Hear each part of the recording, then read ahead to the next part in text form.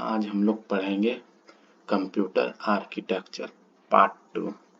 इसमें स्टार्ट होता है मदरबोर्ड से। मदरबोर्ड किसी कंप्यूटर का मुख्य सर्किट बोर्ड होता है।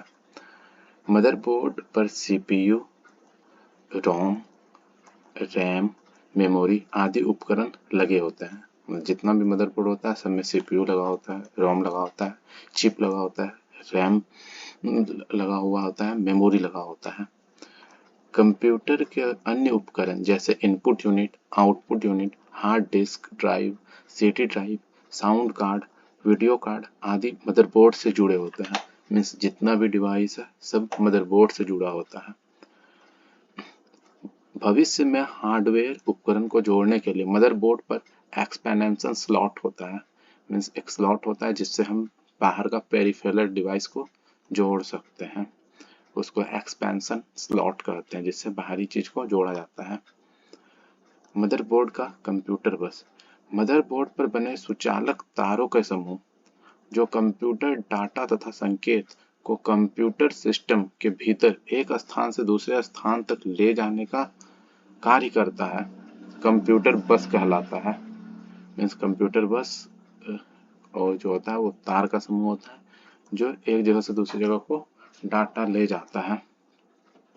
सिस्टम बस, मदरबोर्ड पर लगे उपकरणों के बीच डाटा तथा संकेतों का आदान प्रदान करने वाले को इंटरनल या सिस्टम बस कहते हैं। इसमें डाटा और संकेत दोनों आदान प्रदान होता है और जो कंप्यूटर बस है उसमें सिर्फ डाटा और संकेत एक स्थान से दूसरे स्थान तक ले जाया जाता है। इसमें डाटा स्थानांतरण की गति तीव्र होती है। सिस्टम बस में सिस्टम बस 3 भागों में बटा है। डाटा बस, एड्रेस बस, कंट्रोल बस 3 भागों में बटा है। एक्सटर्नल एक्सपेंशन बस, एक्सटर्नल नाम से ही पता चलता है कि बाहरी। बस कंप्यूटर पेरिफेरल डिवाइस जैसे keyboard, mouse, monitor, printer, hard disk, CD drive आदि को मदरबोर्ड के साथ जोड़ता है। तो जो एक्सटर्नल है वो क्या करता है, मदरबोर्ड को पेरिफेरल डिवाइस मतलब जो बाहर से लगाते हैं उसको जोड़ने का काम करता है। इसमें जो डाटा का स्थानांतरण गति होता है वो धीमा होता है। सेंट्रल प्रोसेसिंग यूनिट सीपीयू या इसे माइक्रो प्रोसेसर भी कहते हैं। सीपीयू को माइक्रो प्रोसेसर कहा जाता है। यह एक हार्डवेयर डिवाइस है, इसको हम लोग छू सकते हैं, बड़ा सा बॉक्स होता है। सीपीयू को कंप्यूटर का हृदय या मस्तिष्क भी कहा जाता है।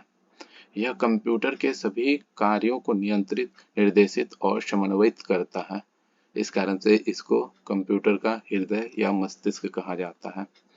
सीपीयू वास्तव में एक सघन इंटीग्रेटेड सर्किट चिप है जिसे माइक्रो प्रोसेसर के नाम से जानते हैं। यह प्रोसेसर कंप्यूटर की मदरबोर्ड पर लगा होता है। चिप बनाने वाली पहली कंपनी इंटेल ही है, इसलिए इंटेल का ही आईसी चिप दिखाया गया है। इंटेल तथा एएमडी एडवांस्ड माइक्रो डिवाइसेस दो प्रमुख माइक्रो प्रोसेसर निर्माता कंपनी है। इसमें भी इंटेल पहला माइक्रो प्रोसेसर बनाने वाला निर्माता कंपनी माना जाता है। अब हम लोग पढ़ेंगे सीपीयू के हार्डवेयर की दृष्टि से 3 भागों में बांटा गया। सीपीयू को 3 भागों में बांटा गया है, control unit, arithmetic logic unit और मेमोरी यूनिट जिसको रजिस्टर्स भी कहते हैं। कंट्रोल यूनिट, सीपीयू के कंट्रोल यूनिट कंप्यूटर के सभी कार्यों पर नियंत्रण रखता है तथा सॉफ्टवेयर और हार्डवेयर के बीच समन्वय स्थापित करता है। तो सॉफ्टवेयर और हार्डवेयर को कौन कंट्रोल करता है, तो कंट्रोल यूनिट। कंट्रोल यूनिट को इसी कारण से, चूंकि यह सबको कंट्रोल करता है, इसलिए इसे नाड़ी तंत्र या नर्व सिस्टम कहा जाता है।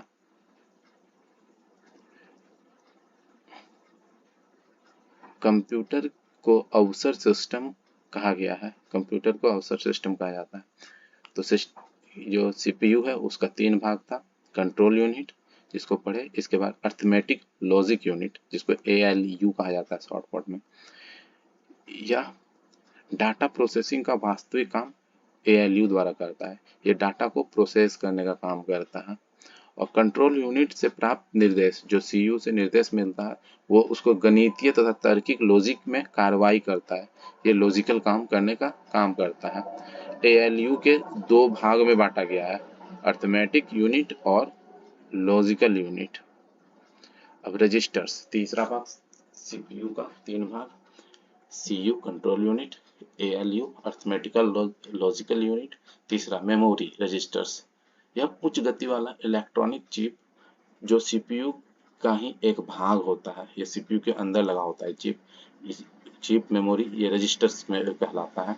इसे सीपीयू का वर्किंग मेमोरी भी कहा जाता है। रजिस्टर्स को सीपीयू का वर्किंग मेमोरी कहा जाता है। बायोस का फुल फॉर्म होता है basic input output system. BIOS एक सॉफ्टवेयर प्रोग्राम है। इसे मदरबोर्ड निर्माता कंपनी द्वारा रोम मेमोरी चिप में स्टोर कर कंप्यूटर मदरबोर्ड पर स्थापित किया जाता है। जब कंप्यूटर ऑन किया जाता है तो सबसे पहले बायोस सॉफ्टवेयर चलता है।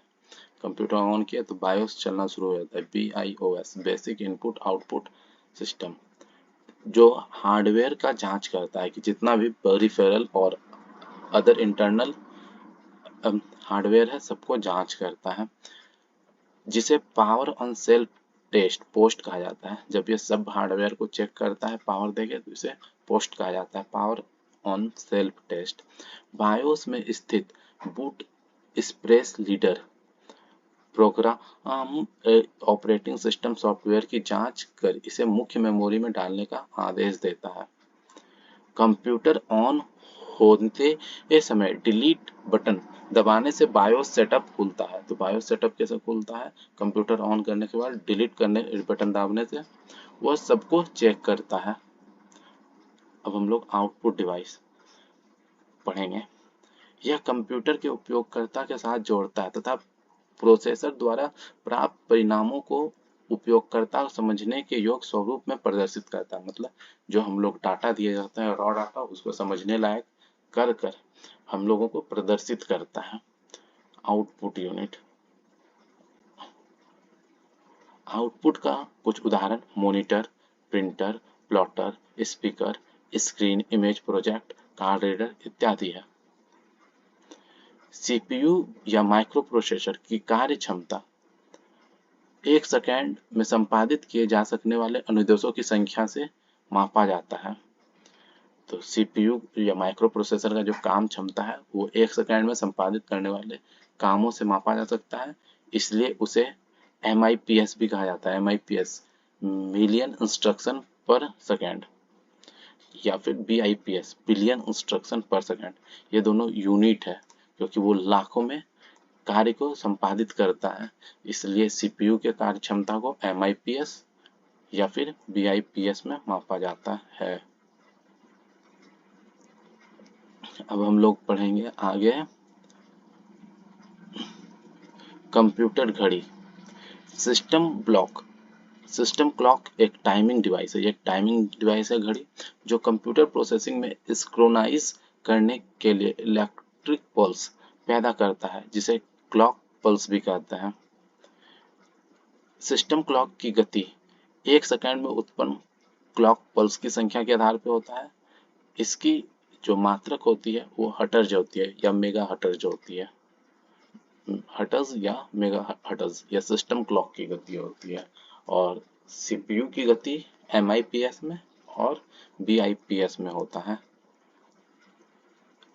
आजकल उपलब्ध कंप्यूटरों में सिस्टम क्लॉक की गति 500 MHz से 40 GHz तक होती है। अब रजिस्टर मेमोरी, ये जो है स्टोरेज डिवाइस है, ये सीपीयू के साथ लगा होता है। सीपीयू में रजिस्टर की संख्या तथा आकार जितना अधिक होगा, सीपीयू की प्रोसेसिंग गति भी उतनी ही तीव्र होगी। मतलब जितना बड़ा रजिस्टर उतना अधिक गति। शब्दप्रास बाइनरी अंकों की वह संख्या जो कंप्यूटर एक बार प्रोसेसिंग करने के लिए लेता है।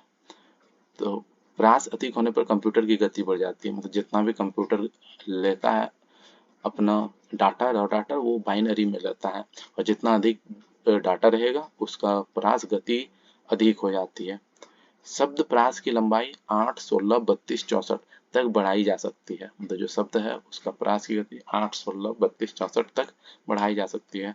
64 बीट शब्द प्रास का अर्थ है कि सीपीयू एक साथ 64 बीट डाटा प्रोसेस कर सकता है। 64 बीट का मतलब सीपीयू एक बार में 64 बीट डाटा प्रोसेस करेगा। कैश मेमोरी, कैश मेमोरी का आकार बड़ा होने कैश मेमोरी का आकार बड़ा होने पर सीपीयू की गति भी तीव्र होती है। मतलब कैश मेमोरी जितना बड़ा, क्योंकि ये पहले से लगा होता है, कैश मेमोरी और रजिस्टर जितना बड़ा होगा उसकी गति सीपीयू की उतनी अधिक होगी। सिस्टम बस, कंप्यूटर में बने सिस्टम बस की चौड़ाई सीपीयू की गति को प्रभावित करती है।